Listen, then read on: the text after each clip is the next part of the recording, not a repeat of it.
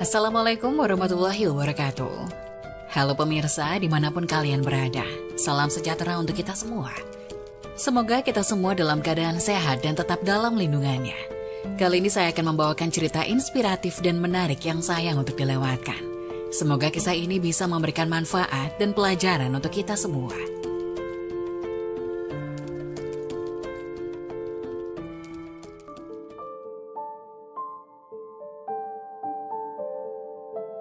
Wajib tahu, inilah 11 perbuatan yang terlarang di dalam sholat.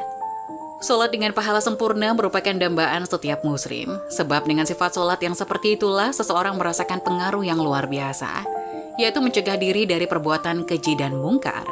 Sehingga sebagai muslim kita wajib mengetahui perkara-perkara yang dilarang dalam sholat, karena perbuatan ini bisa mengurangi kesempurnaan pahala sholat seseorang, meski tidak membatalkannya. Agar sholat kita diterima Allah, maka sebaiknya kita mengetahui perbuatan-perbuatan yang terlarang di dalam sholat.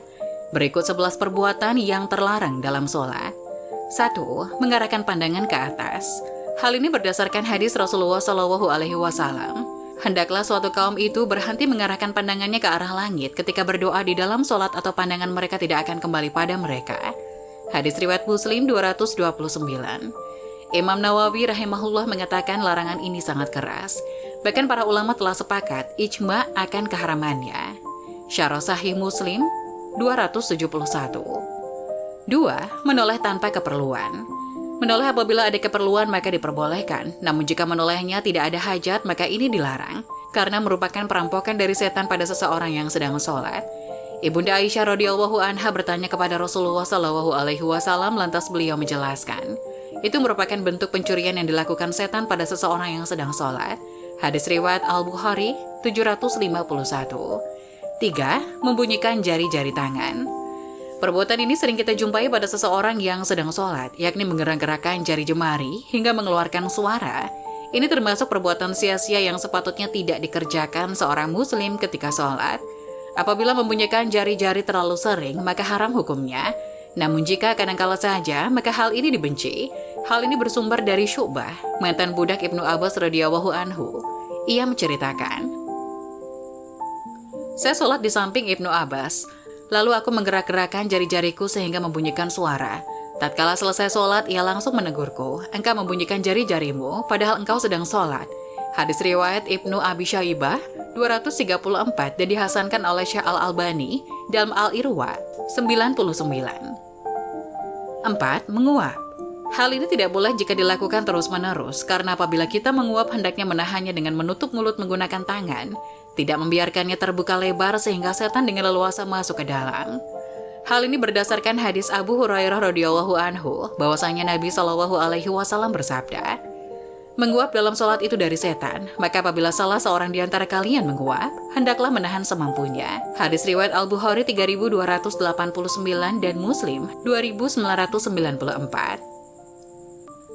Tidak disyariatkan mengucapkan ta'awudz atau istighfar tatkala menguap karena tidak ada dalil yang memerintahkannya. Baik di dalam maupun di luar sholat, banyaknya orang yang melakukannya bukan merupakan dalil akan kebolehan atau kesunahannya. 5. Memejamkan mata. Hal ini apabila diniatkan untuk semakin mendekatkan diri kepada Allah maka terlarang. Ia masuk dalam bid'ah, namun apabila tidak diniatkan untuk mendekatkan diri kepada Allah, maka hal ini dibenci karena menyelisihi sunnah.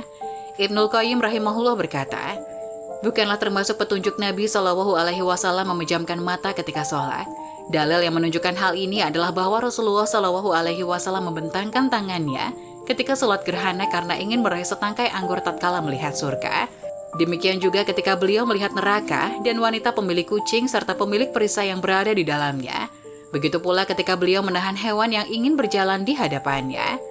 Lantas beliau Ibnu Qayyim menyebutkan beberapa hadis yang menguatkan perkataannya, kemudian berkata, maka dari hadis-hadis ini dan selainnya dapat diambil faedah bahwasanya beliau SAW tidak memejamkan matanya ketika sholat. 6. Membentangkan lengan di atas lantai ketika sujud. Karena sujud seperti ini laksana anjing ketika berbaring.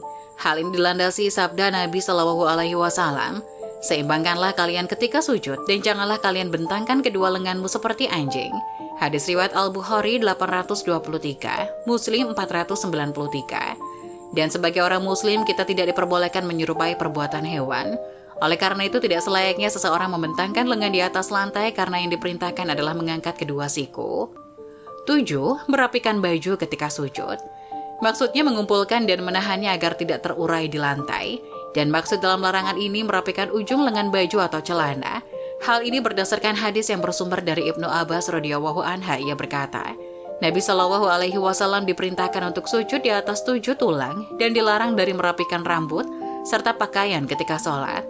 Hadis riwayat Al-Bukhari 809, Muslim 490, dan ini adalah lafaz Muslim. 8. Duduk al-iqya. Duduk iqya adalah duduk dengan posisi pantat terletak di antara dua betis, yaitu dengan menempelkan pantat di tanah lalu mengangkat kedua betis serta meletakkan tangan di atas tanah. Sifat duduk semacam ini tidak diperbolehkan dalam sholat karena menyerupai duduknya setan dan anjing. Hal ini berdasarkan hadis dari Aisyah radhiyallahu anha menyifati sholat Nabi.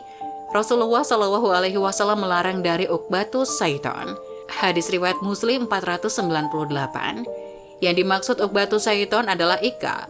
Sebagaimana penjelasan tadi, sifat duduk ika adalah dua macam. Yang pertama sebagaimana penjelasan tadi, dan itu tidak diperbolehkan dalam sholat. Dan yang kedua, meletakkan pantat di atas kedua tumit yang ditegakkan. Dan inilah yang disyariatkan ketika seseorang duduk di antara dua sujud, sebagaimana pembahasan yang telah lalu. 9. Sujud di atas suatu benda yang tinggi bagi orang yang sakit. Orang yang sakit apabila masih mampu sujud di atas lantai, maka ia wajib melakukannya. Namun bila ia tidak mampu, maka cukup berisyarat dengan kepala dan tidak wajib bagi meletakkan bantal atau semisalnya untuk sujud di atasnya.